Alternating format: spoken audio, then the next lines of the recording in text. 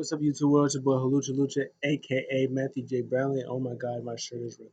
It looks horrible. Oh my goodness. What is this foolishness going on with my shirt? Anyways, I'm back with another NXT breakdown. This is my NXT view, not review type thing that I be doing. I talk about NXT and I talk about whether I like it or not. And in this video, I'm going to try.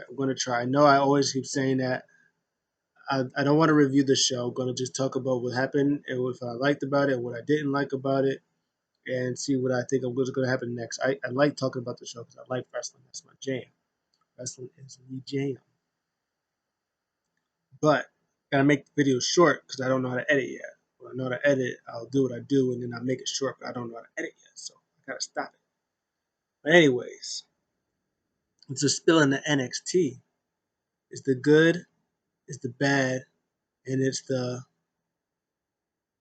eclipse. Let's talk about it.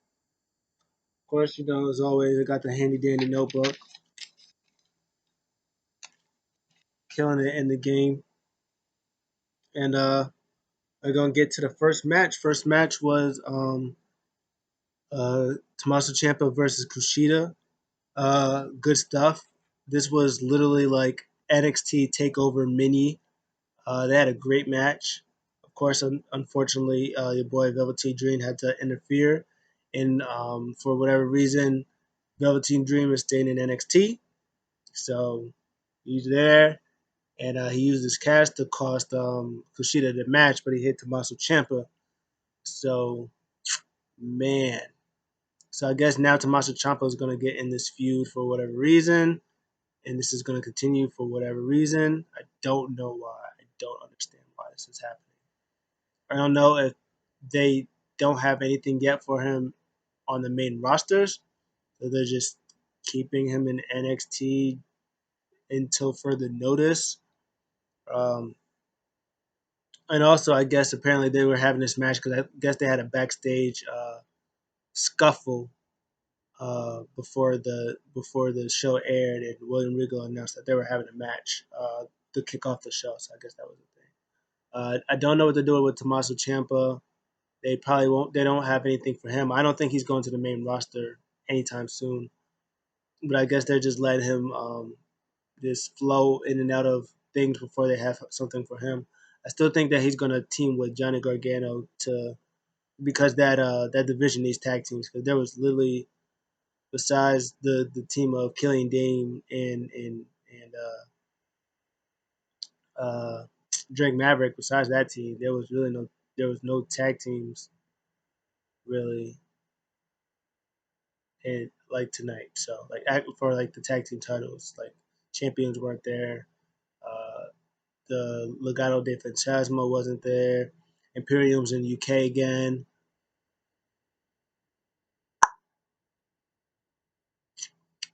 That's it. They ain't got only Logan and Danny Burch. They were. I mean, one of them was in a singles match.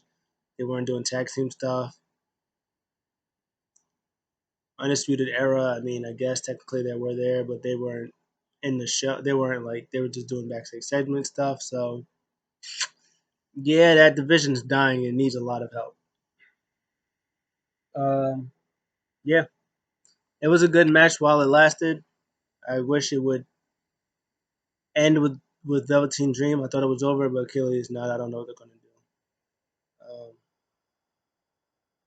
Next up, Ember Moon. She had herself a little promo. It was good. It was decent.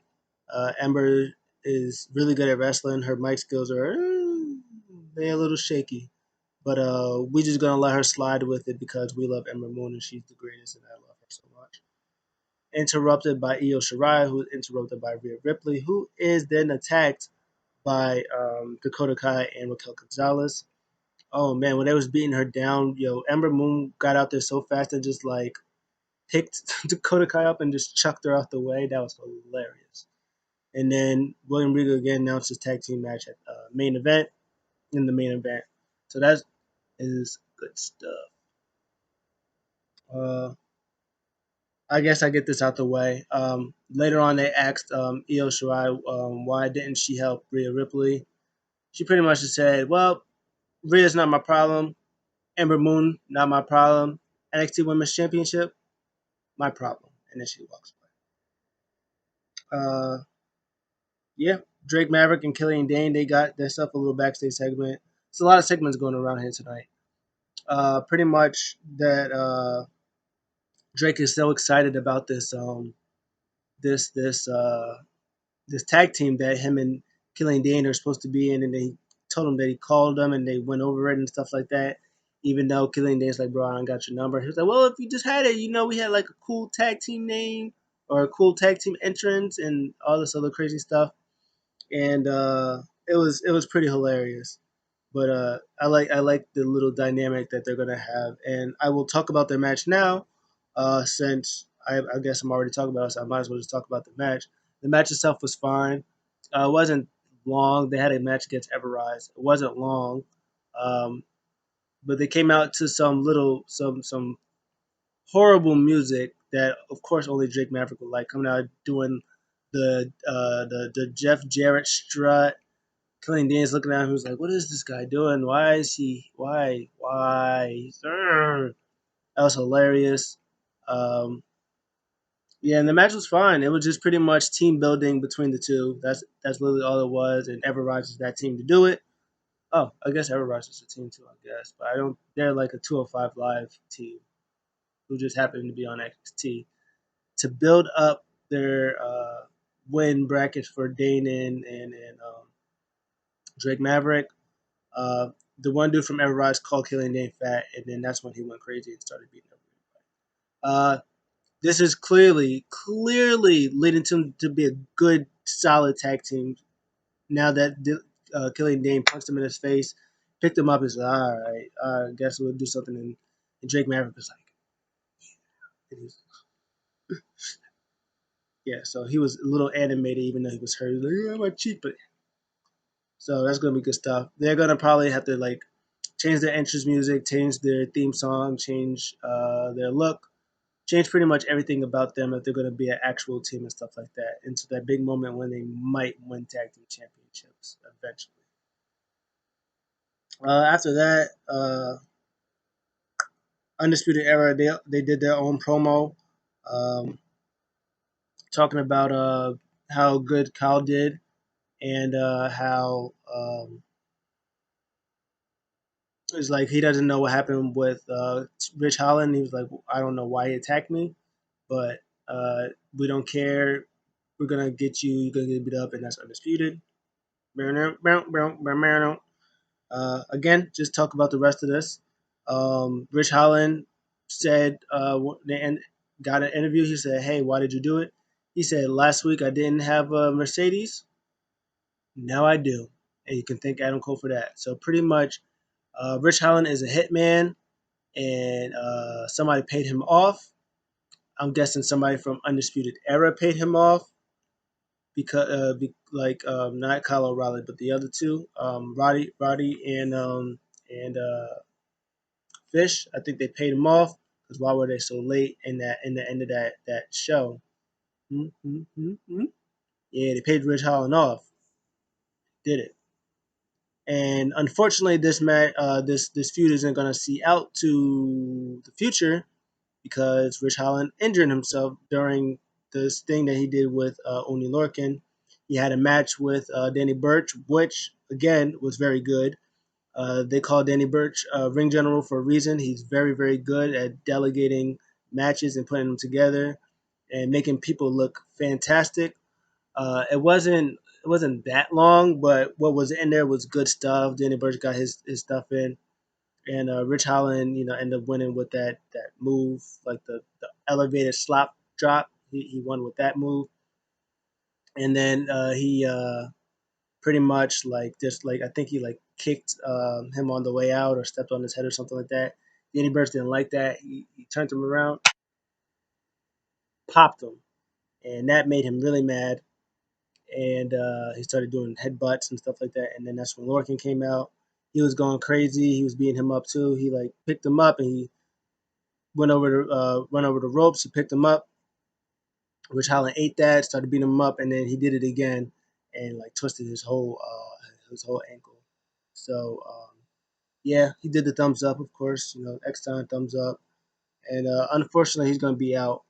It's really, really unfortunate because I really do like Rich Holland, and even though the ending to Takeover wasn't my favorite ending of all time, I was still a little curious to see what was going to happen. But unfortunately, he's hurt for now. But when he comes back, I'm going to be excited when he comes back. A couple other things that happened. Um, I had it in my mind, and I already. The Garganos, they did their little segment. Funny, this segment was hilarious, but you know, of course, segments. It was hilarious. They were walking a dog. Pretty much was like, ah man, Takeover didn't go the way we wanted to. They're like, nope. It was like, we gotta switch it up. We gotta be different. We gotta do something different. And Candace is walking in front of her, and he was like, it's like, you got something. He's like, Indy Hartwell. Johnny Gargano was like, Indy Hartwell, is that a loser? It's like, who's like, who she ever beat? And then Candace goes, she got a TV. He was like, Indy Hartwell's like, man, see, didn't I tell you that that girl was special? I knew that she'd do something. I knew she'd be something. And Candace is like, she's like, why did she give us a TV? He was like, who cares? Free TV. Oh, that girl is great. We love that girl. Oh, he's so funny. And then later on, they showed that it had a USB cord or USB in there, saying all the times that Indy had saved her during the match at Takeover. I mean that battle royal that like every time Candice kept getting out, Indy like saved her. So long term booking, you see little things that we don't mention, we don't see. Good stuff, NXT. So maybe they're gonna get into a tag team, which will be great because you know they need tag teams in the WWE. They have tag team titles. They don't have no women tag teams to defend them. So make them a tag team and let them do their thing with Casey Canzaro and Lacey Katen Carter. Uh, put those two in there. Dakota Kai and Raquel Gonzalez. And there was one more team, and I don't remember that was in. There was one more team in NXT, and I don't remember who it was. Well, I guess you get those three. You got those three to start, so you're good with that. They need more tag teams. Um, Next up, before I do that, I wanna shed some light on some stuff on for NXT Takeover that I missed. Um, I noticed that only Vic Joseph was on commentary. It was really weird that he was on commentary and they had like weird commentators that wasn't Vic Joseph. It like had some girl with like purple hair, and that's why it seemed like it was a little off between all of them because Wade Barrett and Beth Phoenix wasn't there. It was just Vic Joseph. It was weird. Um, there's a spot in the match with Priest versus Johnny Gargano where Priest goes over the top and Johnny has the security and puts the security in the way, sort of like Taker and Shawn Michaels in their WrestleMania match. That was good stuff. Halloween Havoc is October 28th, and I said October 25th. And this last thing that I'm going to mention, and I'm glad I mentioned it before this, Tony Storm. She did a promo, and I think she's going to turn heel. This is why. When she had her little surprise when she came on the Titantron at NXT Takeover, and she was like, "Oh, I'm back, Tony Storm time, all that good stuff."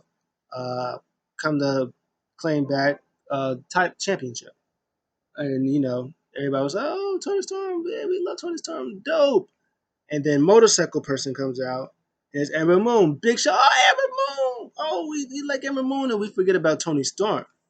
So I think that Tony Storm might turn heel because of the spotlight thing. Ember Moon, like she came out first, He was like, "Hey, I'm back," and then Ember Moon just took her spotlight and just straight took her spotlight. It was like, "Oh, this is supposed to be my moment. You just come out and announce after me? No, me, my spotlight." So I think she's gonna turn heel for that. Nothing really in the promo that she did. I mean, it was just like she's been gone for a reason, and she's got to look back and deep within herself and all that good stuff. But it would be cool if Tony Storm was heel too, because they already have they have a good amount of babyface. You got Ember, you got Io, you got Rhea, which is the top three baby faces anyway. Like yeah, like the top three baby faces in NXT. You're gonna play fourth fiddle to them, those three right there. You yeah, she might be a little bit over. If Tegan Knox was there, she was gonna fall to Tegan Knox. Um, Shanti Blackheart is there, so she'd probably be above Shanti Blackheart. Even though they love her, they love them some Shanti Blackheart though. So and then for the heels is just Candice LeRae, I guess Indy Hartwell, who's gonna be there now. Um, Dakota Kai and Raquel Gonzalez. They're mostly doing team stuff. So they're not going to be like main heel focus. So you put Tony Storm in that main heel focus, and you got yourself some good stuff. Because she's not going to be top babyface in that division. It don't matter. It don't matter if Rhea Ripley goes to main roster, she's still going to be number three. It don't matter if Ember Moon is doing a one time thing, she's going to be number three. She's not going to be top three at all as long as Io, Ember, and Rhea's there. It's just not going to happen. She's going to play fourth fiddle. So as long as she is heel, she could probably be the top heel in NXT, even above Candice and above Dakota Kai, because the spotlight, like the heel spotlight, will be on her. She doesn't have to worry about Raquel Gonzalez. She doesn't have to worry about Indy Hartwell and all of that stuff. So that will be great stuff. Next up, Austin Theory. He comes out. He's having a match with Leon Ruff, and this is just even more stuff about Austin Theory um, being cocky heel, and end up paying in the end. Like this match with Leon Ruff, which should be like an easy squash match. Like he almost lost a couple of times, like twice. Like first out the gate, he had a close two, and Leon Ruff was doing some crazy moves, reversing his stuff, and hit a two and almost had a close two again. It was only when he was on like the ropes and like he slipped off the ropes, which I don't know if it was intentional or not. I don't think it was. But only when like he slipped off the ropes, Austin Theory caught him and hit him with his finisher to pick up the win. And then again, I'm the best. Adam Cole, you got lucky. Oh my god, my ribs are. He said, I'm the best, the future, and all that stuff. And then Dexter Loomis comes out and he challenges him. Another good, solid match. Austin Theory was on fire that night, put on making everybody look great. He loses at end, and then Cameron Grimes caves him in. Why? Because he told him he asked him a question. He needs to answer his question from last week. That's why. But overall, good stuff. I'm pretty sure Austin Theory is going to continue his I'm the best and then lose thing, followed by eventually being like, okay, this is not something's going wrong. I need to change my ways, and then baby face and then start doing wins. And my guess is Dexter Loomis is going to start feuding with Cameron Grimes. Uh, mm, mm, mm. They did a Finn and Kyle video package. Excellent stuff. Takeover was great. I hope they have another one-on-one match. Finn's jaw is broken like two places, but I think he'll be back in like 6 weeks, so he doesn't have to drop his title. So it's gonna be good stuff. Priest did another back. Priest did a backstage segment. Pretty much was talking about the after party, and then was saying, "Hey, whoever wants to step up, step up." And then just like Johnny Gargano, they're gonna be another stepping stone in my reign of infamy, and they're gonna feel the reckoning. That's just Thatch Catchem stuff. Greatness. I love it. He said this one line that says, "Strike first, life will grind you down till you quit." And he was saying that it won't let him quit. And he started putting a guy in a submission hold. He was really vicious. I don't know what they're going to do with him because he keeps winning like matches that he should, but when it comes to like the big matches, he's losing everything. So I don't know what they're going to do with him next. Um,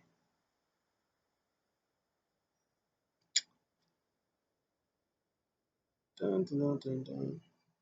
Austin Theory, all that good stuff. Oh, look at that. Oh, we're almost done. Look at that greatness. So I think the last thing is, well, the second to last thing is Shotzi Blackheart faced off against Xia Li. Uh, I love Shotzi Blackheart. She's literally the greatest person I've ever met in my life. Even though I've never met her, she's the greatest person I ever want to meet in my life. She had like the Halloween themed tank going on. She had her little Halloween Havoc shirt, repping Halloween Havoc to the fullest. Uh, the match was nothing. It was really short, unfortunately, because they're really good. They're both really good, but the match was short. This was just to have Shanti um, do her thing, like going into that Halloween Havoc thing, and then Boa comes out, serves her papers, and she follows him. So then maybe they're gonna do a thing where her mean streak is gonna come to some wins. Maybe I don't know what they're gonna do, but it's gonna be great. Maybe she attacks Shanti in her own hosting of the show. Maybe they take her off for a couple of weeks, and as she's hosting the show or doing something, Xia Li comes back and attacks her or something like that, and they start their a feud and stuff like that. That would be good stuff. But yeah, the match was really short, and I hated that because they're really good, and they should be fighting longer than that. That like 2 minutes or 3 minutes, whatever that mess was. Finally, main event time. This is exactly what I wrote. Rhea Ripley and Ember with badass new theme and attire versus Raquel and Kai, who are already in the ring. Wonder who was going to win. Hey, guess who won? Ember Moon and Rhea Ripley, because of course they did. This was literally showcase for Ember Moon. This was her coming back, be like, I'm back better than ever. I'm back and better than ever. That's literally what that was. She came out, House of Fire, just stiff shots, just running all over the place like she never tore her Achilles. She's out here throwing caution to the wind, being reckless. She's out here being amazing because she's amazing. So great. She looked great. Um, and this match was fantastic. Uh, I'm pretty sure. Yeah, this is literally the best match of the whole show. This is the best thing that happened on the show. Um, Ember Moon, Rhea Ripley feud in the works. Maybe a tag team in the works because I know I say this, but WWE needs women tag teams, so you know get them. I would say put them in a tag team. I don't care. Ember and Rhea has both been NXT Women's Champion. They don't need the titles. Put them in a tag team. Uh, Make them that third or fourth tag team. Have them go against. You have four tag teams in NXT. You have your girl Io. Her and Tony Storm can have a feud. Um, Whoever else they want to do to have feuds. You don't need Rhea and Ember in that thing. They already had their time. They shine. You just give them some dope main event takeover match. Let them do that, and then put them in a tag team. They don't need it. You got yeah, and this will also go into that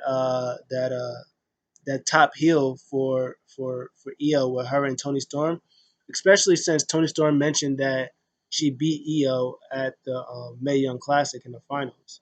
So I'm just saying, you got Rhea and Ember as a tag team. You got Dakota Kai and Raquel Gonzalez. You got Candice LeRae and Indy Hart, Indy Blackwell, whatever her name is.